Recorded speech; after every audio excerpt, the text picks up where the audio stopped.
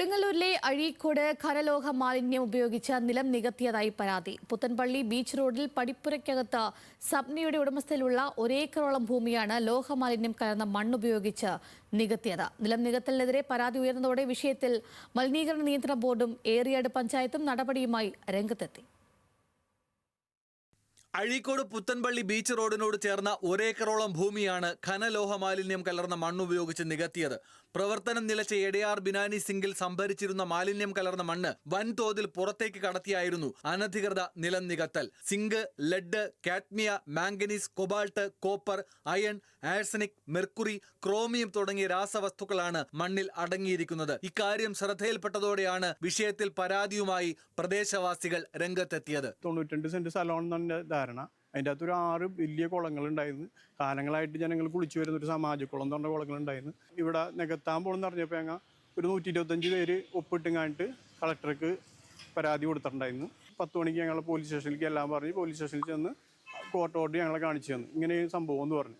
അപ്പോൾ പറഞ്ഞു ഞങ്ങൾക്ക് ഇനി പരാതി ഇല്ല, നിങ്ങൾ നികത്തിക്കോ. എന്ന് വെച്ചാൽ പോലീസുമായി മറ്റുള്ള കേസുമായിട്ട് പോകാൻ നമുക്ക് നിവൃത്തിയില്ലാത്തവരാണ് ഇവിടെ ഉള്ള ജനങ്ങൾ. പിന്നീട് വന്നപ്പോഴാണ് ഇപ്പോൾ ഈ മാരകമായ വിഷാംശങ്ങളാണ് അടങ്ങിയിട്ടുള്ള സംഭവങ്ങൾ ഇവിടെ കൊണ്ടുവന്ന് ഇട്ടേക്കണമെന്ന് പറയുമ്പോൾ ജനങ്ങൾ മൊത്തം പരിഭ്രാന്തിയിലാണ്. ഇനി എന്ത് ചെയ്യണമെന്നൊരു പിടുത്തമില്ലാത്തൊരവസ്ഥയിൽ നിൽക്കുകയാണ്.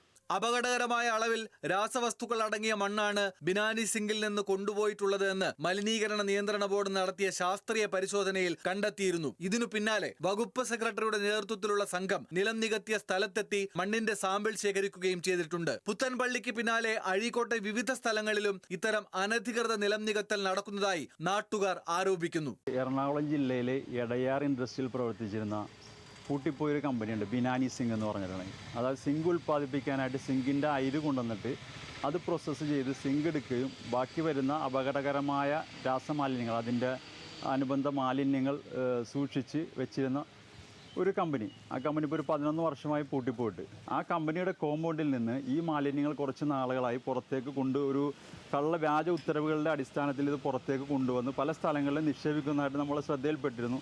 അതേ തുടർന്ന് വാഹനം ഞങ്ങൾ പിന്നീട് ഞങ്ങളുടെ നാട്ടിൽ തടയുകയും ഒരു സാമ്പിൾ PCB പരിശോധിക്കുകയും മറ്റു സാമ്പിൾ ഞങ്ങൾ പരിശോധിക്കുകയും ചെയ്തതിൻ്റെ അടിസ്ഥാനത്തിൽ ഇതിൽ ഭീകരമായ രീതിയിൽ മാലിന്യങ്ങൾ അടങ്ങിയിട്ടുണ്ടെന്ന് കണ്ടെത്തിയിട്ടുണ്ട്. പരാതിയും പ്രതിഷേധവും ശക്തമായതോടെ വിഷയത്തിൽ ഏറിയാട് പഞ്ചായത്തും ഇടപെട്ടു. മേഖലയിൽ ലോഹമാലിന്യം കലർന്ന മണ്ണിട്ട് നികത്തിയ സ്ഥലങ്ങൾ കണ്ടെത്താനും കൂടുതൽ മാലിന്യം എത്തുന്നത് തടയാനും നടപടി ആരംഭിച്ചതായി പഞ്ചായത്ത് പ്രസിഡന്റ് KP രാജൻ അറിയിച്ചു. ശുദ്ധജലക്ഷാമം അനുഭവപ്പെടുന്ന പ്രദേശത്ത് അനധികൃത നിലം നികത്തൽ വ്യാപകമായി നടക്കുന്നുണ്ടെന്ന് നാട്ടുകാർ പറയുന്നു. ഇക്കാര്യത്തിൽ പരിശോധന നടത്തി അടിയന്തര നടപടി സ്വീകരിക്കണമെന്നും കുറ്റക്കാർക്കെതിരെ നടപടിയെടുക്കണമെന്നുമാണ് നാട്ടുകാരുടെ ആവശ്യം. ന്യൂസ് മലയാളം, തൃശൂർ.